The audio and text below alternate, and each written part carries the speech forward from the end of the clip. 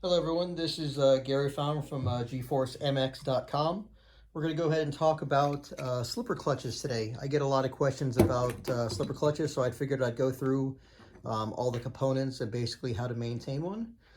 So right here, I have all the pieces. I'm going to take it apart because I do get a lot of questions about, well, what order do we put them together in? Okay, so I'm going to go ahead and put them here on the table real quick, and then we'll talk about each item. All right, see that?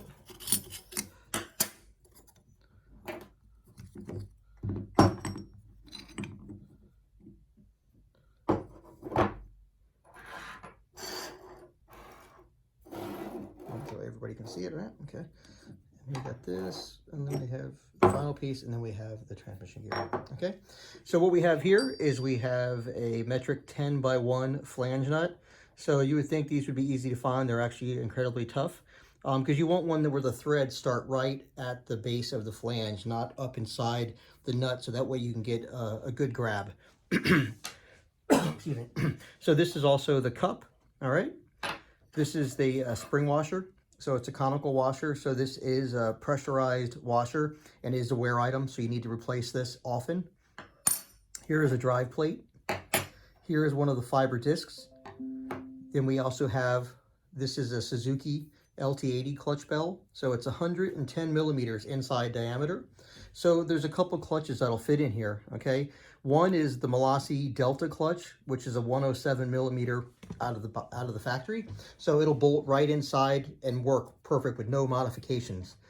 You can take a stage 6 clutch, which is a 109 millimeter, and you put the clutch in a lathe and you cut the pads down to about 106.5 to 107 millimeters so it fits inside here. But once again, that clutch is really light. That's more machine work that's needed. We highly recommend you use the Delta clutch by Malassi.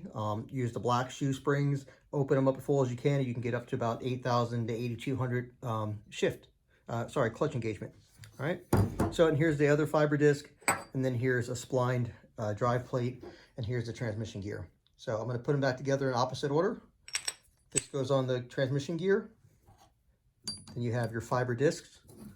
You have your clutch bell. You have your other disc. Now you have your drive plate here. You have your spring washer, which has a conical pitch to it, which puts pressure on the plate, which squeezes the two discs on either side of the bell. You have your cup, okay, and then you have your nut. So there is no torque setting. We just use a, like a mid-level impact, like a Makita, DeWalt, something like that. Not necessarily a snap-on because that's a little bit too strong. And you just until it torques out, then you're set, okay? So once again, I'll take it apart, and then I'll go ahead and talk about the wear items. So the nut, spring washer, drive plate, the two discs, and the bell. Okay, so I mentioned earlier, this is the spring washer. So it's got a bevel to it, it's pitched. So you can push down on it and it provides some resistance. So this is what keeps torque on the drive plate. So it's a very, very critical piece that people often overlook, but make sure you replace this spring washer often. Now the other item is the discs. They go on either side of the clutch bell, and with the pressure applied, they'll allow the bell to slip to prevent transmission breakage. So these are also, kind of firm, but they're also kind of a soft, light beige color with some little black speckling in it, okay? So brand new, they're 2 millimeters thick, okay? So what you want to do is you want to measure these, and when they get down towards, let's say about 1.7 or maybe 1.75 millimeters, you want to consider changing these because then they're going to be out of tolerance for them to work. So once again, 2 millimeters thick, brand new. And you want to replace them at like 1.75 to 1.70 millimeters thickness. You can also, once they slip, they're going to get like a glaze on them. And what you can do is take a light piece of sandpaper and just try to break some of the glaze off. But between the discs and the spring washer, these are the two items that you're going to replace the most. All right. So once again, the nut, these strip out quite easy because there's not always a lot of threads to grab. So if you can have a couple of these special flange nuts on hand, I'd highly recommend it to keep, make sure you don't lose out on a race for a $5 or $6 specialty nut. And then you have your primary or pencil drive gear. So what will happen is, we found is on most Apexes, the threads start a little bit deeper in here, so it's harder to get this nut to, you know, get a grab on it.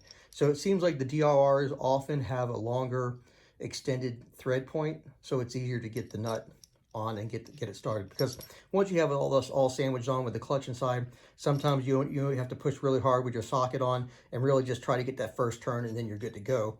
But if you own one of these for a while, I'm sure you've stripped out a nut at least once or twice in your race career. All right, so that's basically it for a slipper clutch. And the only other thing is, here's a little shim.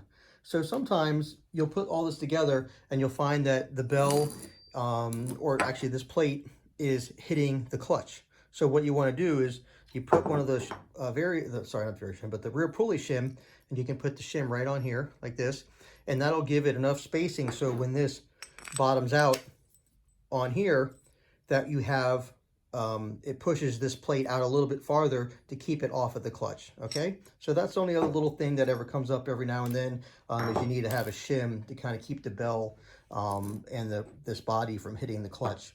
Also, when you're installing the slipper clutch, we have a CVT spacer, which is just a metal billet, thicker CVT cover gasket, and that helps give you the room for the slipper clutch as well. And I think that's going to be it. If you have any other questions, this is Gary from GForceMX.com.